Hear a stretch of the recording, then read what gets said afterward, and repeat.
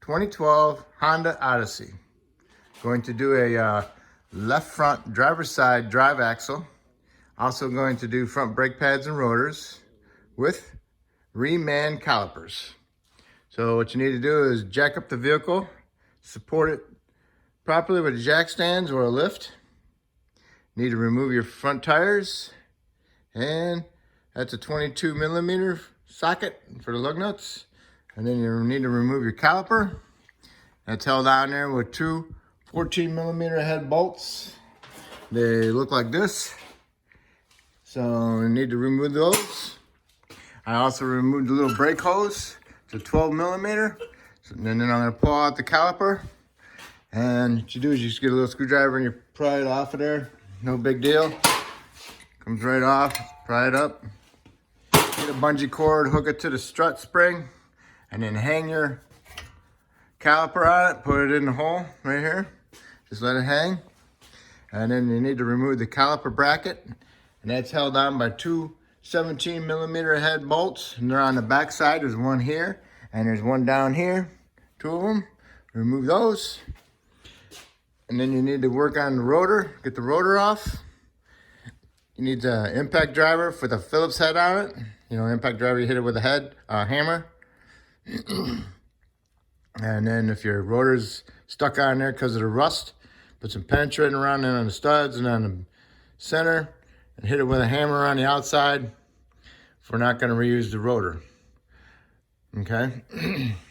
The vibration of the hammer breaks it loose from the rust, and then you can get the rotor off, and we'll go from there. Sorry, my mistake. The caliper bracket bolts are held in with a 19 or a 3/4.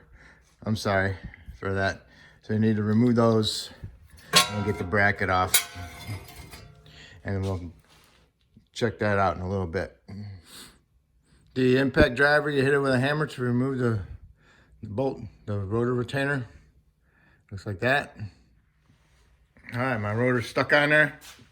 I'm replacing my rotor, but if I'm not, then you want to hit it right there. Yeah, I broke it loose. The rotor's off. See how the rust on the hub? That needs to be removed. Needs to be completely cleaned. It's a stepped hub, higher here and lower there and higher there, so that inner and outer surface needs to be cleaned up before you put the new rotor on. And before you do that, after you get it cleaned up, you want to put some anti-seize on it, and then you can go together. All right. Also, if you're reusing your caliper, you need to push your pistons in with a C-clamp and an old pad. I'll show that to you in a little bit. All right, so now what we need to do is remove the tie rod end, because we're going to do the drive axle. That one's the 17, and it's got a cotter pin on it also. When you get the nut off, you need to hit the knuckle with the mini sledge to break the taper loose. All right, tie rod end's off. Next you need to do is remove your ABS line off this bracket. And off this bracket over here, right there, that gives you some room for this whole assembly to move, because you're going to be pulling the whole knuckle assembly outward. Next, you need to remove your axle nut. That's a 36 millimeter. I gotta go get that. Okay, you remove the 36 millimeter nut. Now I always make sure that my axle is not frozen inside of my hub. Just put a cap on it. The axle goes in, that means it's free. That's a good thing. Next, I'm going to remove my lower ball joint, factory cotter pin, and loosen my nut up and take my nut off from my ball joint. And then I'll hit it right there with the sledgehammer, break the taper loose, and then slide down on the lower control arm to get the ball joint out of the knuckle. pry the control arm down between the stabilizer bar and the control arm. Pry the ball joint out of the knuckle. Push the knuckle backward so that the knuckle is not hitting the boot on the ball joint to damage it. And then next we want to pull this whole knuckle assembly, strut assembly outward and pull the axle out of the knuckle itself. To pull that assembly out, I'll stick an extension, 3/8 long one, inside of the knuckle, not where the ball joint goes, and use that to pry the whole assembly outward. And then I'll stick a 2x6 or 2x4 in between the fender well and the strut assembly to hold it out so I can get my axle out properly. All right. I got a pry bar like that, and I'll stick it up between the trans and the frame. Go up behind this axle itself. It'll be like right there, like that. And then I'll pry it out, give it a quick shove, you know, very quick, boom. And it pulls it out of the axle because it's held in with a little C-clip. What you're trying to do is break that loose. And then once you get it loose, then you can just finish prying it out of there. And as you're prying it out, support the other end of the shaft so it's not putting all the weight onto the end up here. You want it to come out as straight as possible so you don't damage that seal when you pull it out of the trans. Okay, match up your new axle. Looks pretty close, but it's a little bit shorter. But this is from Honda, according to the VIN, supposed to be the right one. It's just a little bit shorter. It might be because it's a new one and the boots are keeping it together, because like this one's all spread apart a little bit. Okay, so anyway, need to put some petroleum jelly Vaseline on that, on the input shaft that goes into the trans, and make sure you stick it in there and get it lined up, and make sure you get it all the way in so that these C-clips snap in inside the differential, inside the transmission. You might have to put a block of wood on the end here, as long as this is straight, and hit the block of wood to seat it, okay? Just make sure it's straight when you're doing that. You get it in there, get it lined up, get it started in the splines, and what I'll do is I'll pull the shaft a little bit so it's stretching it, and then I'll slam it back in. I'll use this in like a slide hammer, bam, bam, okay? And you'll hear it clunk, and hear it go in. All right, so now I need to do is put some ASCs on my splines and the inside of my hub, put some on my ball joint a little bit, and then I need to pry my control arm. I need to pry my knuckle out, get my wood out. Okay, I got it in. I get it started into the splines, and I push it in the best I can. I get this straight as possible. I'll pull this joint out a little bit, and I'll slam it in, and I'll use it like a slide hammer. And it pops that joint right in there, and you'll hear it clunk. Sounds solid, and that's when you know it's in. And then I want to do is get my extension in here, pry it out, get my board out, line up my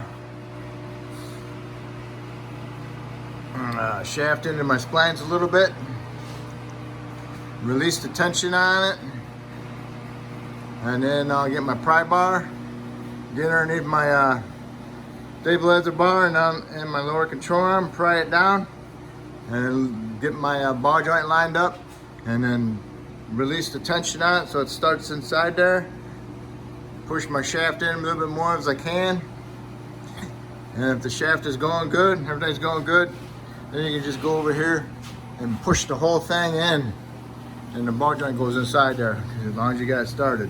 All right, let's see. Okay, this is where I'm at right now.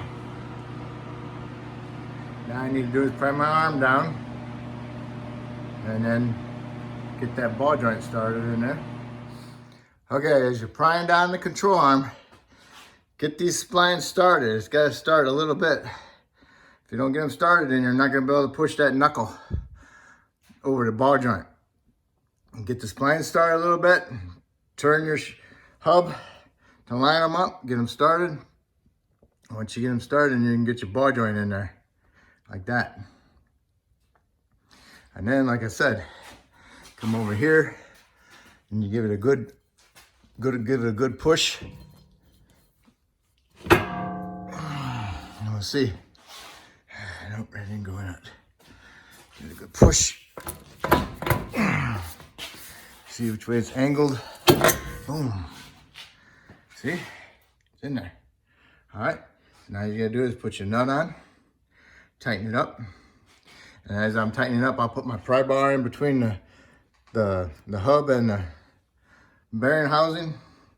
And I use that to help tighten up the nut so I don't put all the tension on my new joint. And then line up your cotter pin hole and then put your factory cotter pin in there. Okay, I put my pry bar in there like that. So that way I can help tighten my ball joint nut. All right, illustrate it for you. Okay, put your ABS wires back in the little brackets. Next would be your rotor. You got this cleaned up nice and shiny. Put some anti-seize on, night film. Put your rotor on. And don't forget your little retaining screw. Okay, got your rotor on. The retainer bolt on there. Tightened up. New rotors. Wash them off, soap water. Glass cleaner, degreaser, something. Do not use brake clean. And the next would be your caliper bracket. Here's your old caliper bracket. See how that pad's worn more than this pad? That's because they're stuck in there. They don't want to move. This one's frozen in there. What happens is they rust. The rust expands and squeezes on that pad and doesn't allow that pad to move. So you need to clean that, remove it all, and clean that surface off inside there underneath that clip, the abundant clip. You need to make them look nice and new, okay? And then what I'll do is I'll put some paint on that surface on there. I'll let it dry, and then I'll put my abundant clips on there, and then I'll mount my bracket. If you're using the old one, make sure your slide pins turn. Take them out, wipe them off, put some Seal Glide on them, and shove them back. Rub it all over them and shove them back in there and twist them. Do not pack them full with Seal Glide. You will not push this in all the way. All right, got them on there. They don't really want to stay in there, but when you get the pads on there, they hold them in. There's like little clips right there in the center. I use my little brush to help push them in there. Little piece of wood. Okay, I'll do that. So now I'll mount this with my two big caliper bracket bolts. All right, caliper bracket bolt. Torque is 100 foot-pounds. Next you need to do is put your brake pads in. As you're putting the brake pads in, you got to make sure you're pushing these clips into the bracket. Otherwise, you'll bind the pad. Also, the squeaker goes on the inner up towards the rotation of the rotor. So you want to put this side in first, pushing that clip up in there, and then get your other hand down in there and push down on the clip so this can go in. And you put it in at an angle like that and slide it in. Takes a little bit to get this inner one in, but you can do it. The hard part of it is pushing this way on it. Once you got that figured out, pushing on against that little spring there, then you can get them slid in there. All right, so those are in there. So now you need to do is get your caliper and an old pad and a C-clamp, get it on there, tighten it up and push those pistons in, all right? I'm gonna use new calipers, remans, so I'm not reusing these, so I'm gonna push this off to the side, and I'm gonna mount my new caliper on there. Put them little springs in there. Look at the old ones where it went in one of these little holes, okay? Then you can put your caliper on there and put your bolts in. Tighten those bolts to 35 foot-pounds. Okay? They look like that. All right, put your caliper on. If you can't get it past these slide pins, push the slide pins in, and it goes right in there. Put them on there, get them started, snug them up, torque them 35 foot-pounds. If you're if you reused the old caliper, make sure you didn't twist this line, and make sure you put this bolt back in. Okay. All right. I'm replacing the calipers, so calipers on. Now I'm gonna pinch off the brake line. Pair of vice grips. I just tighten them up just enough to pinch them to restrict the flow. I'm gonna take my banjo bolt out, and I'm gonna put on the 2 new washers for it, and then I'm gonna get it threaded in there, and I'm gonna tighten it up. Okay, banjo bolt torque is 25. Make sure you got the brake line in between the 2 little tits on there. See it? Goes in between those. All right, and tighten this brake line up, that bolt up. Take the vice grips off. Take my bleeder screw out and put some anti-seize on it. Let it gravity bleed. Gravity bleeding. What I'm gonna do is I go over here and I do this.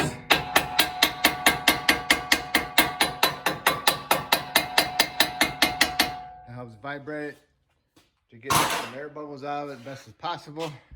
Now what I do is close it, snug it up, lower the vehicle down, go inside, pump my brake pedal up so I have a good firm brake pedal.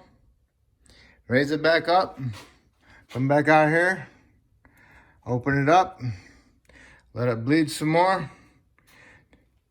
And if you want, you can tap on the caliper again. And if you're satisfied, no more air coming out, tighten your bleeder up. And you're done with that. Then you need to go and put your tie rod end back on, tighten that up, and put your cotter pin back in. And then we're gonna go and tighten the axle nut. Okay, my tie rod end's on, put my cotter pin in, snugged up my axle nut. Now we need to torque it. I'm gonna torque it to 180 foot-pounds. All right, so you turn it.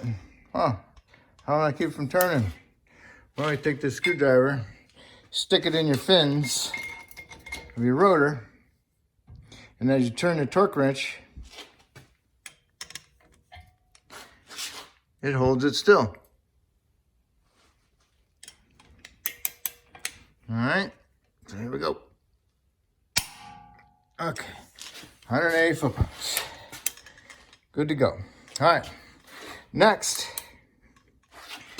take a punch, a chisel and a hammer, and stake it into that groove there, okay? And that's what stake it means and looks like. Okay, that's it, it's complete. If you want, you can go inside the car now, pump up your brake pedal, make sure you got a good firm hard pedal. If it's got a good firm hard pedal, put your tires on and torque your lug nuts to 100 foot-pounds. But always make sure you got a good firm pedal before you go and put it in drive or reverse. Because if you put it in drive and reverse really fast like you usually do, you're not gonna have any brakes because you didn't pump up your brake pedal. So make sure you got a firm brake pedal before you put it in drive or reverse. And that's it. And don't forget to top off your master cylinder and put the cap back on. If I helped you if you're doing brakes, make sure you do the other side the same exact way. If you're doing the other axle, I got a video for that too. All right, if I helped you with this video, maybe you can help me by subscribing to me. If you already did, I appreciate it, and thank you.